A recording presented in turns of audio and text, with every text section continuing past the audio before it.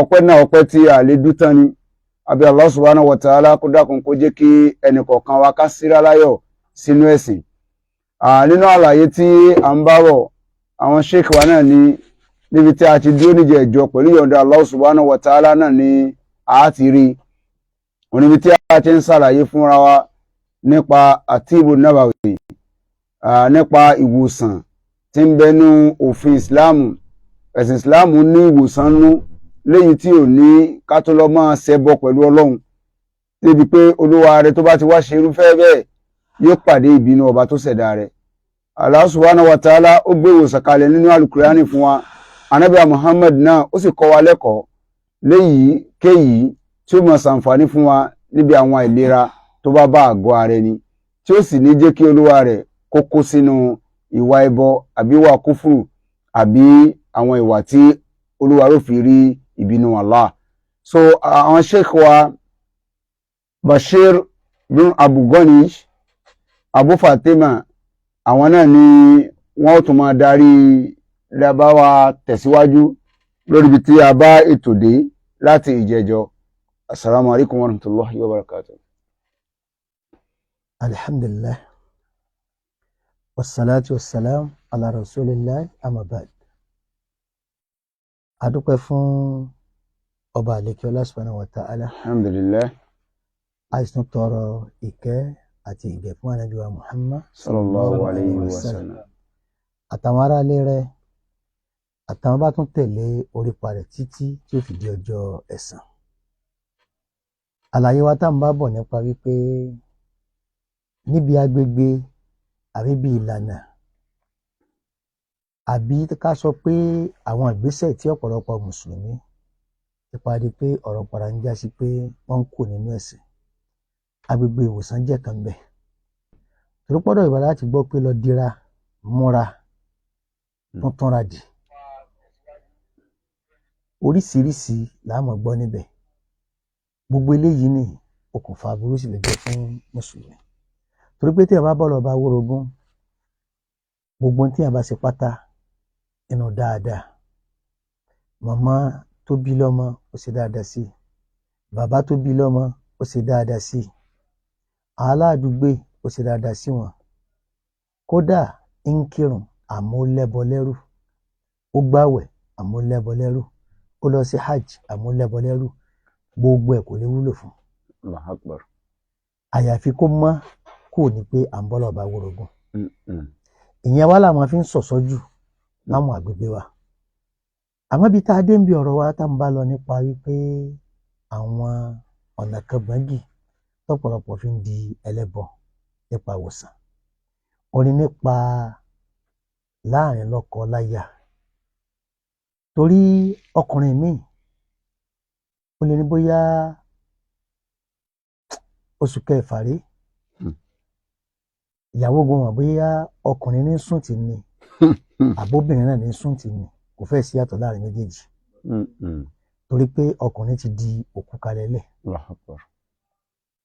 Ọkùnrin náà sì ní ọ̀pọ̀lọpọ̀ náà mọ̀ wípé òun ti dòkú. Ẹlòmíà wá sáré gbìrì torí pé ilẹ̀ Yorùbá ń ta ní báyìí sára bá ń ṣe wá eré ń tà kọ̀ sára ni pé àṣàsí ni. Àṣàsí tá ń pè ní sẹ́hẹ̀rù gidi pé kò sí ó wà.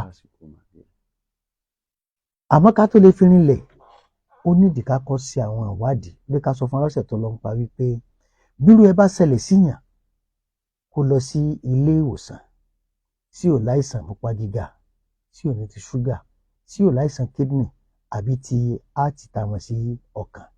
Bẹ́ẹ̀ àwọn àìsàn míì tó lè fa sábàbí kínní tí ò sí kankan bẹ̀. Tábà ní ò sí ń bẹ̀ ìgbà ní ó tó apá sí tòsí pé ṣé èsì infection, ṣé èsì gbá, ṣé èsì àwò. Àmọ́ lọ́dọ̀ wa eré tákọ̀ọ́sá ni pé wọ́n ṣàṣì ni. Wọ́n ṣàṣì ni rárá kì í ṣe gbogbo ẹ̀rọ ṣàṣì. Àwọn mẹ́nu bá wọn pé àìsàn nínú tó wá jójú ló wá àìsàn tí ń dà láàmú pọ̀ jù lásìkò yìí náà la sọ ń pa wípé àwọn oríṣiríṣi infection láwọn oríṣiríṣi àkọlù tí ń kọlu ọmọ èèyàn tí ó pé kí nígbà tí àwọn àfáà ń ṣàlàyé ó lè ṣokùnfà nǹkan míì tá a fẹ́ rò pé bóyá àbáṣàṣì ní í ṣe ní tòótọ́ ni tí èsì ṣe bẹ́ẹ̀ tí èsì bẹ́ẹ̀ torí gbọ́ ọkùnrin tó dúró nulé tóun àti ìyàwó rẹ̀ tíyàwó bá ṣe gbogbo eré tó fẹ́ ṣe pátá kò ta tú ẹ̀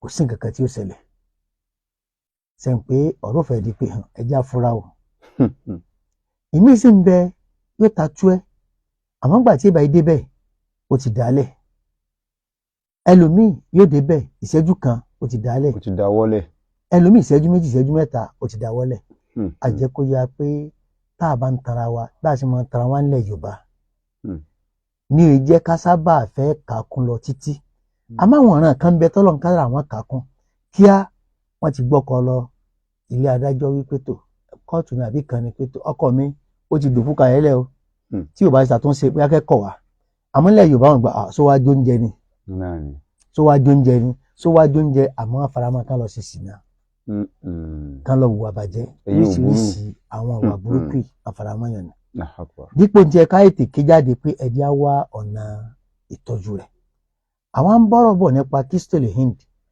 ta ní ànábì Muhammad sallallahu alaihi wasallam òun ló dákọ̀ rẹ̀ fún wa ìdákọ̀ tá nàbì dákọ̀ kínní fún wa àlọ́ wa wúlò fáwọn àìsàn oríṣiríṣi ìyẹn ní ìgbà àyà díẹ̀ lọ síbi ọ̀nà tuntun gbà tó fi wúlò ká tó wá pa síbi ọ̀rọ̀ bíi tá n bá bọ̀ torí pé nígbà míì tó tọ́ ọlọ́ni kádàrá kó jẹ́ wípé àwọn kankan bẹ tí máa ń ṣẹlẹ̀ síyàn tá ń pè ní àìnù gbọ́dọ̀ jẹ́ pé ọ̀pọ̀lọpọ̀ àfàlẹ̀ Yorùbá ìtúkùtù láàmú tó náà ń pè ní àìnù sí kì í ṣe ń tán tu sí o èèyàn àjẹni àbí òun rárá ọ̀tọ̀ ní tànà bíi tu sí náà ń pè ní àìnù.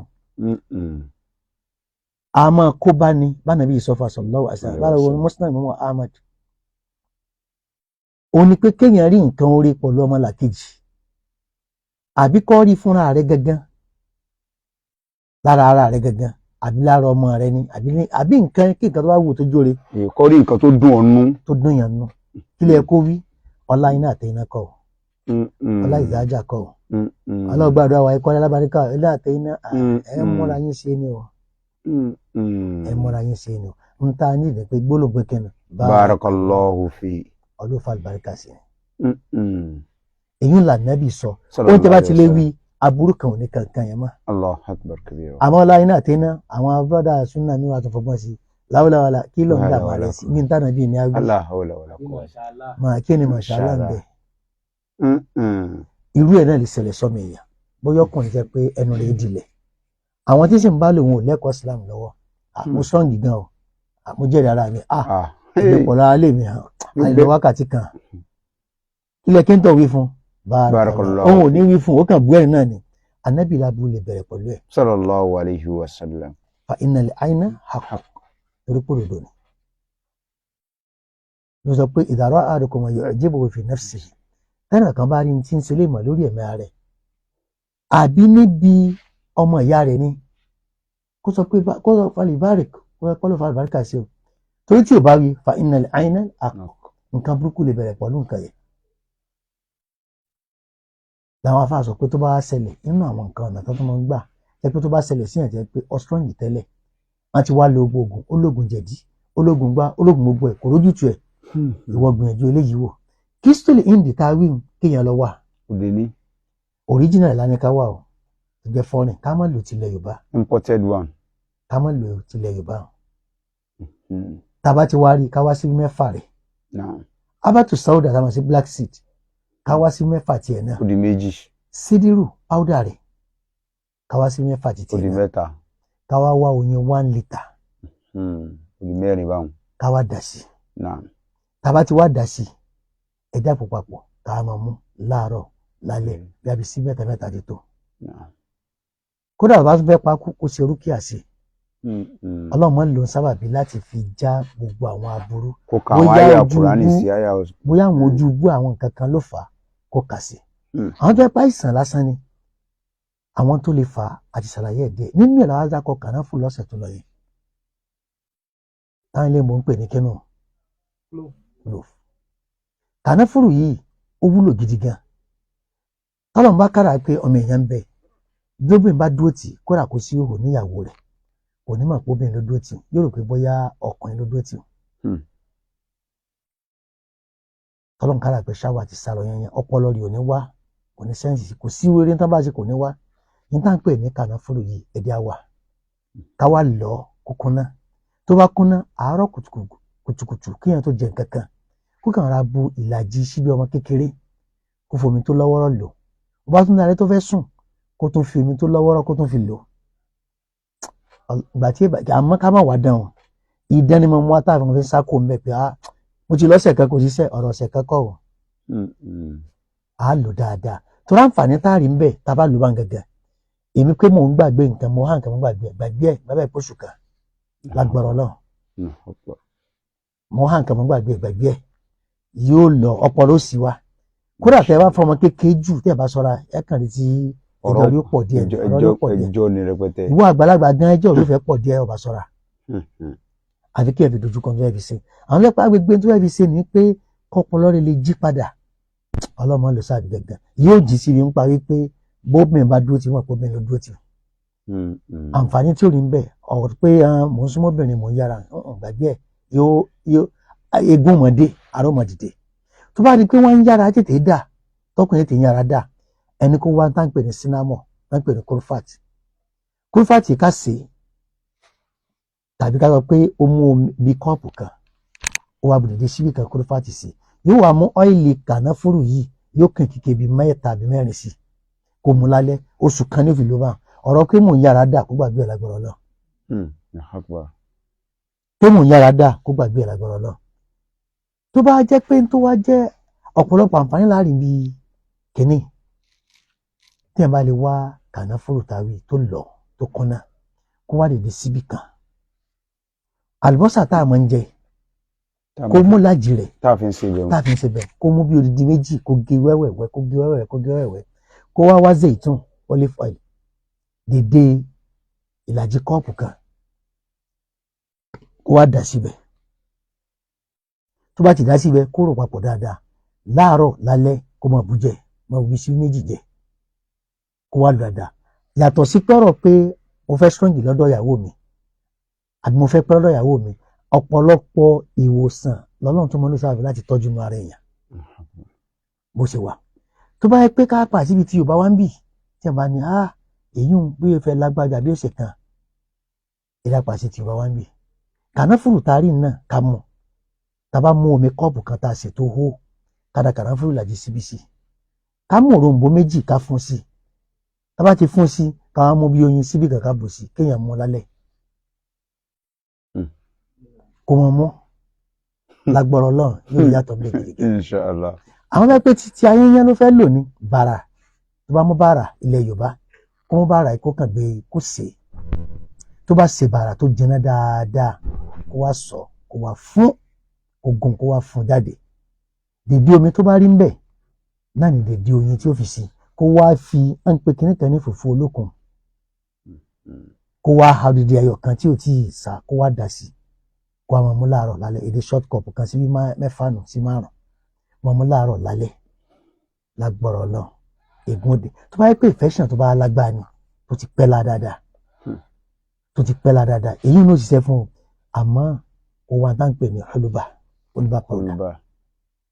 oliver powder yóò wà garlic powder àlùbọ́sà ayò gbígbẹ yóò wà náà abatu sauda tàbí sí black seed yóò wà náà yóò bu dèdè bóyá ìlàjì síbí yóò bu sínú omi tó gbóná kọ́ọ̀pù kan yóò wá bu oyin síbí kan sí cal water yóò bèrè síbí kan yóò bu sí yóò wá mú láàárọ̀ lálẹ́ ọ̀sẹ̀ kan kó fi mú yóò gbàgbé tí ń jẹ́ infection lára lágbára ọlọ́wà.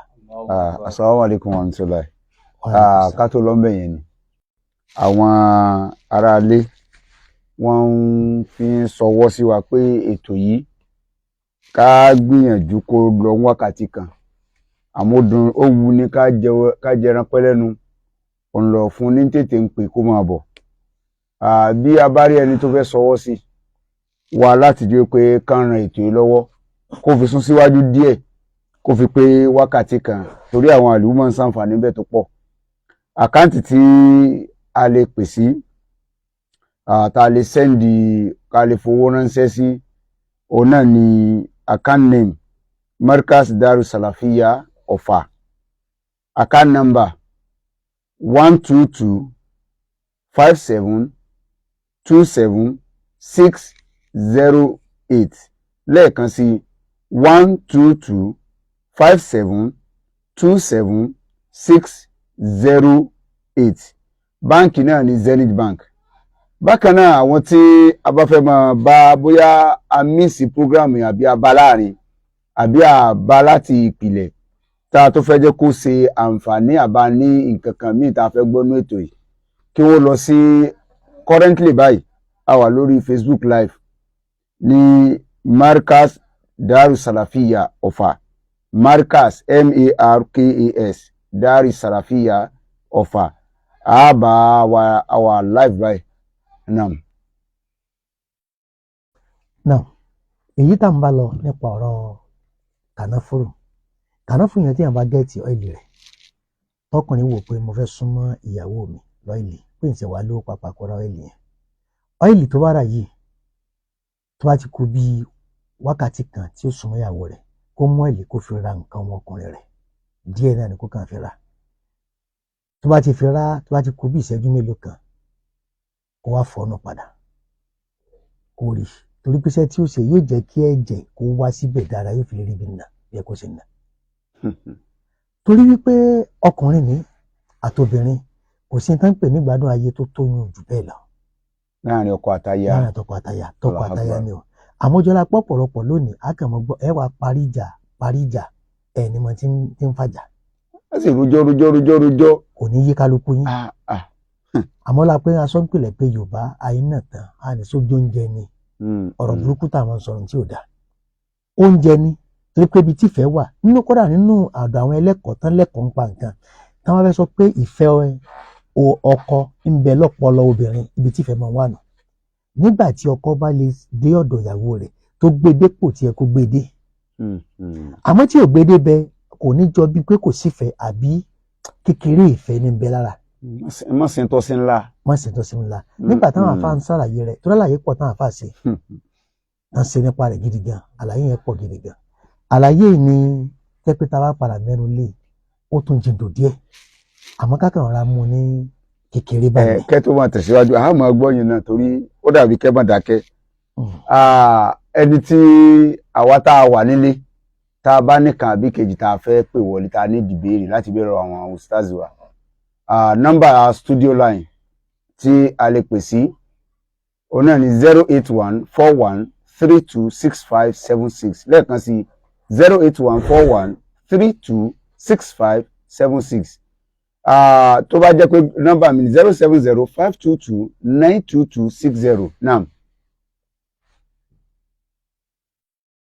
Nọ́mbà mi tí a tún lè pè sí 07052292260 náà. Ó ní pa wípé ọkùnrin ibi tí adùn wà tí pé ìyàwó rẹ̀ fi nífẹ̀ẹ́ rẹ̀ tí ò ní jẹ́ ààbọ̀ ìfẹ́ àyè yẹn ló wà fún. Nígbà táwọn ẹlẹ́kọ̀ọ́ ń ṣàlàyé ń parẹ̀ nípa wípé tí ọkùnrin bá lè ṣe iṣẹ́ bóyá kó ṣe iṣẹ́. Assalamu alaikum warahmatullahi wabarakatuh. Naam, ẹ bá ń sọ orí bété.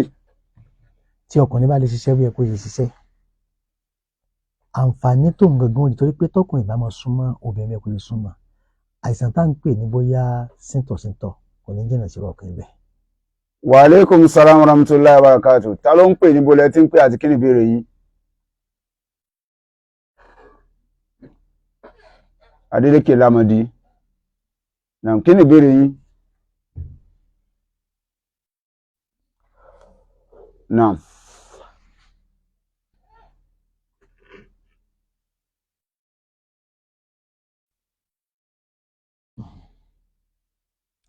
Bẹ́ẹ̀ni.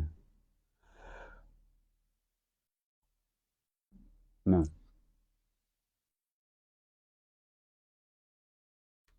Jazakillahu khairan.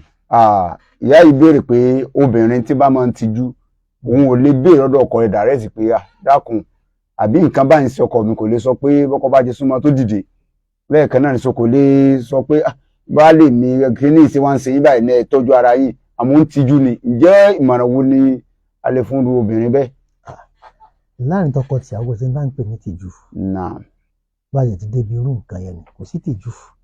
àmọ́ jọlá pé nílẹ̀ Yorùbá a sábà lẹ́kọ̀ọ́ pa nǹkan yẹn lọ títí tọkọ tìyàwó wọ́n máa ń dìgbà yìí pé wọ́n di eléré àrípàkà fún alọ́sẹ̀ tó lọ àdìsí Jábìr bin Abdullah ní Sahih Bukhari àti Muslim nígbà Ànábì Muhammad sallallahu alaihi wasallam tí ń bá sọ̀rọ̀ pé kó fẹ́yàwó pé nígbà tó lóun fẹ́yàwó Ànábì wa rí pé ṣé járíyà sọ́wọ́n jẹ́ lọ fẹ́ ni àbí sẹ́yìn bàbá délé bọ̀ á lọ́mọdé mo fẹ́ o Ànábì wa ní kí ló dé ọ̀ ṣe fẹ́ àwọn adélé bọ̀ mo fẹ́ o Ànábì lọ́wọ́ ṣe á fún wọn gé tòlà ìbò ha wà tòlà ìbò kà tó bá ń bá a sínú lè mọ̀ bọ̀ sí torí pé eré nì yóò dé kẹ́ ti wọra yín ẹ̀ ti ra yín fín òní sì tìjú ìyá ńlá Àìṣà ó lóun Ànábì lè gbé orílẹ̀ níbi tán ìgbà míì Ànábì náà ṣe bẹ́ẹ̀ Ànábì máa ń pọn àwọn jọ máa ń ṣe àwọn jọ máa ń wẹ̀ níjọ́ kan wà tán bí ìyá ńlá Àìṣà ní ìbéèrè tó lágbára gan èsì tó fún wọn gbé léèrè nípa pé ǹjẹ́ tí ọkùnrin bá ń súnmọ́ ìyàwó rẹ̀ lọ́wọ́ tó lè rí abẹ́ ìyàwó rẹ̀ èsì tí ìyá ńlá Àìṣà sọ fún ẹni pé ó lè mi àti Ànábì àjọ máa ń wẹ̀ ní òhò.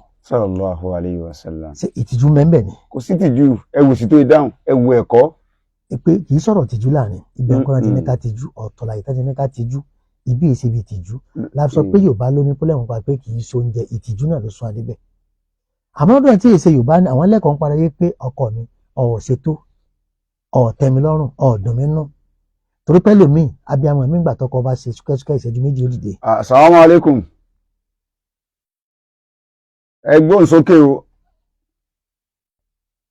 ẹgbọ́n sókè dáadáa àgbọ́ yín o náà.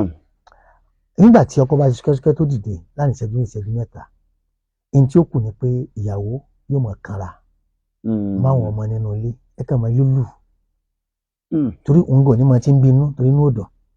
Wa alaikum salam tí lára káàtì ta ló ń pè bọ́lẹ̀ tí ń pè kí ni ìbéèrè yìí. Naam. Naam.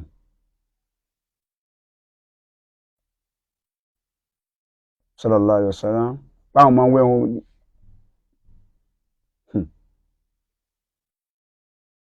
Naam. Jazakumullahu khaira. Wọ́n ní àwọn àfáà máa ń sọ pé kò sí ẹni tó rí abẹ́ òhò ànábì rí láyé kò sẹ́ni tó rí òhò ànábì rí pé ẹ dákun kí náà rí sọ sọ́rọ̀ sí ọ̀rọ̀ lálàáfíà. àwọn àlọ́ lè léyìn ni àlọ́ àpamọ́ lásán ni kì í sàdísà Ànábì Muhammad sallallahu alaihi wasallam àdéhìí tó sọ àlàrí tí mo kà fún yín nìsín níbo láti wá rí eléyìn ni. àwa mọ̀ o àwọn àdéhìí tí ò lẹ́rìí eléyìn àdéhìí tó lẹ́rìí ni pé ó ṣẹlẹ̀ dáadáa lójú ayé Ànábì sallallahu alaihi wasallam kò sí mọ́nì kankan tá a máa ń sọ pé ànábì ní o láwọn kàrámù o láwọn oríṣiríṣi àwọn kan bẹ́ẹ̀. èyí tí àwọn kan náà tó wá máa ń sọ nǹkan pé ọkọ àtìyàwó bá wà nù létí ìyàwó bá fẹ́ múra kó máa faṣọ kọ́fà ara rẹ̀ lóhun àtọkọ nìkan ló lé ńkọ́. àwọn àlọ́ ilẹ̀ Yorùbá ni kọ́là ṣéwù àwọn tẹ́lá kọ́là ṣe àlọ́ mi gbọ́n nù àwọn àlọ́ ìlú. aláàkọ́ kẹfìrà wà á lékún sáwọn fẹ́ wákà àti wọlé kí ìbéèrè yìí torí àsìkò tẹ bá fẹ́ get ustaz wọ́n ní bò làwọn ti lè rí táwọn máa fẹ́ gẹ́ẹ̀tì yẹn ẹ̀rọ kùsẹ́ lè bá fi nọ́mbà yìí síta ẹ̀ dákun ẹ bá fi ta. ok nọ́mbà náà ni. àdìkú ẹ̀ bá sọ. 080. naam wa aleykum salam. naam amina amin. ìyá musa kí ni ìbéèrè yín.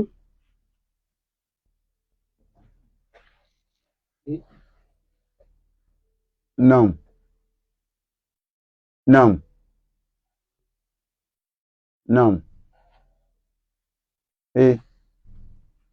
Tọ́, ìyá àṣẹ láti àmúyó, wọ́n pè wọlé wọn ní ìjẹ́ ìyàwó tó wáyé pé nítọkọ yìí bá súnmọ́ inú máa ń run ìyàwó yẹn tí ò ní gbádùn ara rẹ̀. Ìjẹ́ lóòótọ́ ni máa ń fa inú run látara pé ọkọ ò súnmọ́ ìyàwó rẹ̀. Tọkọ ò bá súnmọ́ ìyàwó, ó lè fa inú run, kódà ó lè fà kọjá inú run, máa fẹ́ ti ọpọlọ gan. Naam. Lọ́dọ̀ àfẹ́ ẹlẹ́kọ̀ọ́, máa fẹ́ ti ọpọlọ. Sọ pé tọkọ bá súnmọ́ ìyàwó tó bá dé ibi tí ẹ kó dé ibi ọgáńdìn rẹ̀ ìmọ̀ ń ṣẹ́tù ọpọlọ obìnrin mọ̀ mórí fífọ́ díẹ̀díẹ̀ lọ kódà mọ̀ mára ríro lọ orúkọ ẹ̀sẹ̀ ríro mọ̀ mú lọ. àmọ́ gbà míì tinú máa ń ro obìnrin tán súnmọ́ kí wọ́n jẹ́ pé láwọn infection kan àwọn àìrùn kan ní ara ni infection yẹn nìkan láti tọ́jú a sì sọ lọ́sẹ̀ tó lọ tẹ́ máa lè gbìyànjú láti tọ́jú ẹ̀ tá a sọ lọ́sẹ̀ tó lọ ó wúlò gan tí mo dákọ̀ ń parí pé tán bá gẹ̀ẹ́tì ìtànpè ní watermelon bí ọlọ́ndẹ̀ láti tó òrombó ẹyọ 4 tàbá gẹ̀ẹ́tì ẹ̀ bẹ́ẹ̀ àlùbọ́sà ayù tán gẹ̀ẹ́tì ìdì ẹyọ kan káwá gẹ̀ẹ́tì jíńjà àlùbọ́sà ayù ìdí méjì, ginger ìdí ẹyọ kan. Wọ́n wá wá omi tó tó dédé bóyá bíi táwọn pé bóyá bíi 5 litre. Àmọ́ nìkan bá lè fi ewé ẹyin olóbe kan fi kún kan wá ṣe kò jẹun dáadáa kan máa mú láàárọ̀ lálẹ́. Inshallah tó Sheikh a ní rí jù báyìí lọ lónìí níbi ètò wíkẹ̀ yìí ẹ tún bá wa gbìyànjú bá tún wí ní ọ̀sẹ̀ tí ń bọ̀ kí Allah subhanahu wa ta'ala sọ wa. Ẹni tí ó béèrè tó pè wá láti ilé wípé ní àfá ìfẹ́ fi nọ́mbà lẹ̀ àmọ́ ńgbà tí yọ̀ǹda páwọn òfin ilẹ̀ ní nọ́mbà wọn náà ní